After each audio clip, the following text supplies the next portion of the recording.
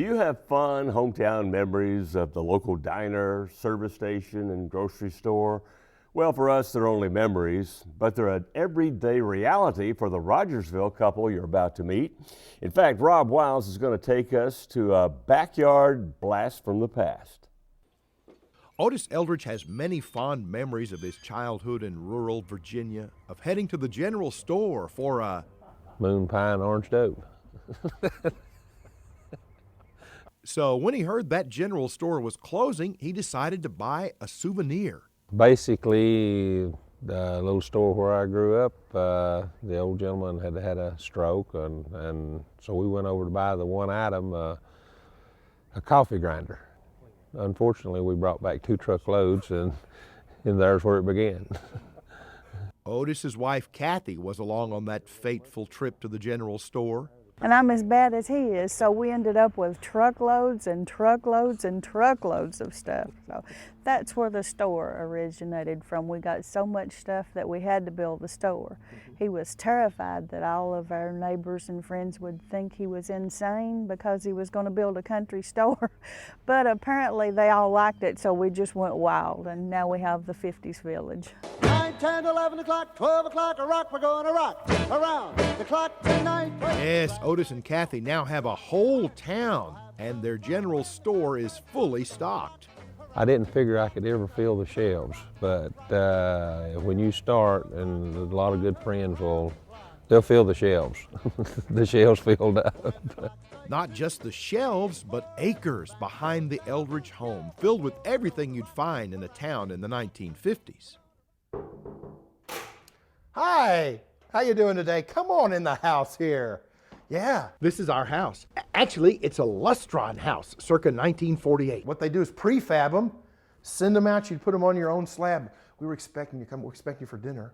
We're all set up for you. Mr. Eldridge has set up everything here in the house you'd need to set up housekeeping. All the dishes and glasses. And oh, over here I want to show you our latest home entertainment center. It's this thing called television. I wouldn't get too attached to that. I really don't think it's going to last. Oh, I want to introduce you to somebody else here. My lovely spouse. Why, thank you. And how was your day, June? Yeah, mine too. I mean, I thought it was very ugly, but I guess it fits our situation here. And you got the family with the station wagon there, and Yep, that's right in there. That's the family wagon. That's the grocery getter. yeah. Of course, we've mostly got it stocked. You've been in it, I guess, and it's mostly with the 50s era stuff. It's, all the pink and turquoise and flat arm sofas and whatever. Mm-hmm. Yeah. It looked like the daughter who lives in there is a pretty big Elvis fan. Yeah, a big Elvis fan. Yeah. There she was, just walking down the street saying, Every town needs a place to eat, so Otis found a place he was very familiar with. As a matter of fact, when I was in the Army, I used to eat in this diner. It's 1942 Mahoney stainless diner. It came out of New Jersey in '62 and ended up in Marion, Virginia. And then I guess in '02 we brought it to Rogersville. And it's a nice little, we're proud of our diner. Every community needs a church. This is one of Kathy's favorite spots. I love the country church. Yeah. The church was my favorite. A friend of ours, which is a preacher, built the church for us from scratch. He made the benches inside, everything, and I just love it. My brother sings gospel the day of the show and sings in it, so it's a lot of fun.